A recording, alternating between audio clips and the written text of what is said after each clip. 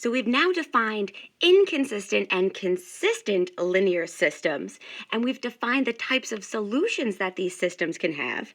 But how do we go about finding these solutions, especially when you have systems of linear equations in higher dimensions?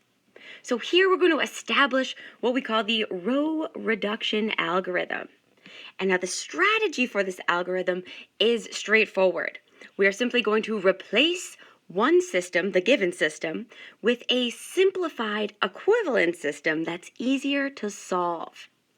So given a linear system in Rn, the first thing that we want to do is use the x sub 1 term in the first equation to eliminate the x sub 1 terms in the equations below it. So we use x sub 1 in equation 1 to eliminate the x sub 1 terms in the equations below it.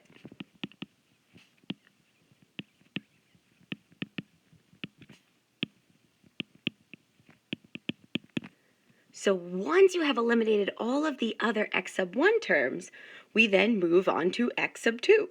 And we're going to use the x sub 2 term in the second equation of our system to eliminate the x sub 2 terms in the other equations, ignoring equation 1 for now. So again, we use x sub 2 in equation 2 to eliminate the other x sub 2 terms in the equations below it.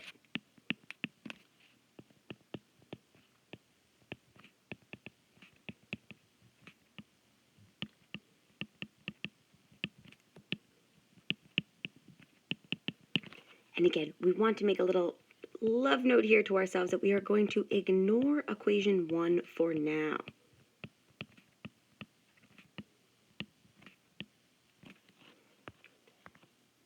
And so we're going to continue with this same systematic procedure until you've reached the x sub nth term. So we continue with this systematic procedure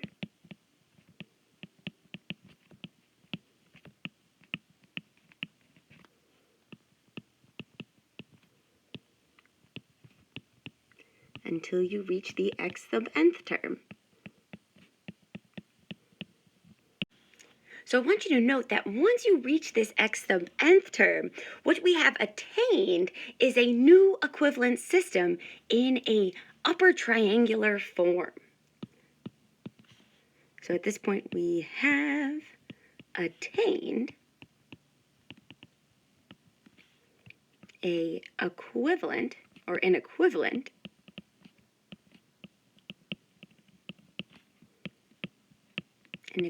system in an upper triangular form.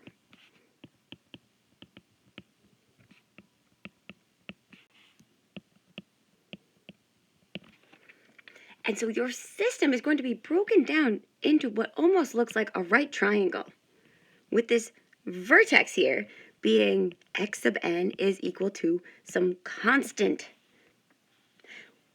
From this point, we're going to be able to then easily solve the system by taking that last term and plugging it back in to the equation above it.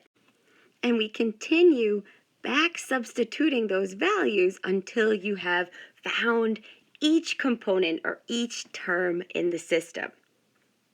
And we call this process back substitution.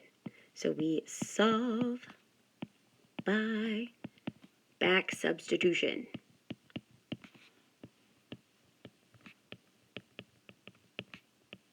Now this is not an exclusive way to solve, and we'll be exploring an alternative a little bit later today. But for now, we need to think to ourselves, how do we go about eliminating these variables from each of the linear equations? So there are 3 basic row operations that we use when solving linear systems. So here we go, the 3 basic operations for solving a linear system.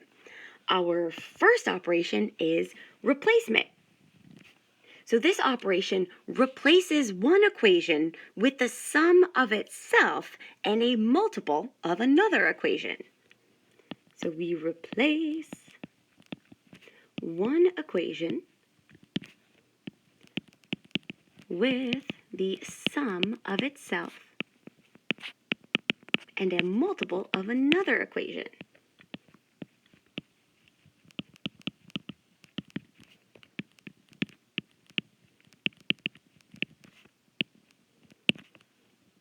The second row operation is interchanging. So interchanging allows us to interchange any two equations in the system. So you can interchange or you can switch any two equations in the system.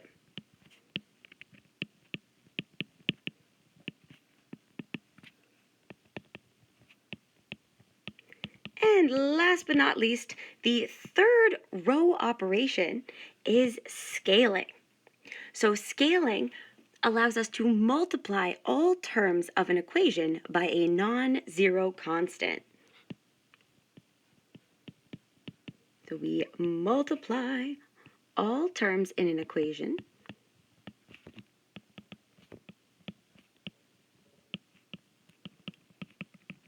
by a non-zero scalar.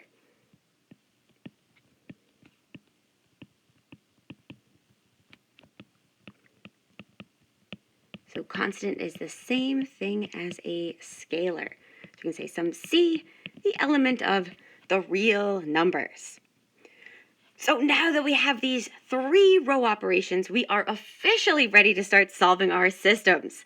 So let's look at some examples.